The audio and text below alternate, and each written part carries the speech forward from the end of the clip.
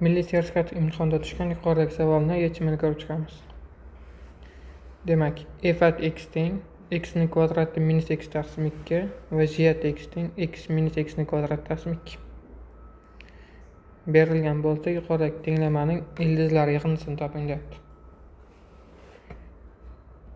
F at x plus 1 ni topib olsak, ya'ni x plus 1 ning cos kvadrati minus x minus 1 taqsim 2. Soddalashtirsak x kvadrat qo'shilgan 2x plus 1 minus x minus 1 taqsim 2. X ni kvadrati qo'shilgan x taqsim 2 qoladi. J at 1 minus x teng 1 minus x minus 1 minus x ning cos kvadrati taqsim 2. 1 minus x minus 1 plus 2x minus x ni kvadrati taqsim 2. Soddalashtirsak x minus x ni kvadrati taqsim 2.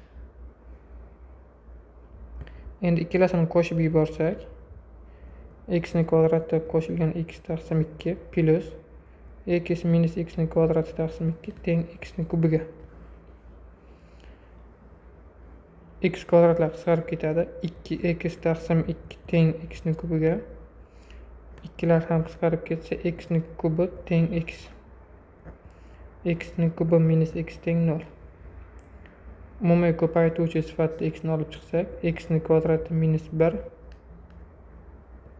teng 0. X ko'paytirilgan x minus 1, x plus 1 teng 0. Bundan x1 teng 0, x2 teng 1, x3 teng minus 1 chiqadi. Ildizlar yig'indisi x1 plus x2 plus x3. 0 plus 1 minus 1. Hisoblasak 0. Demak, javob ildizlar yig'indisi 0 ga teng ekan. Ya'ni A javob.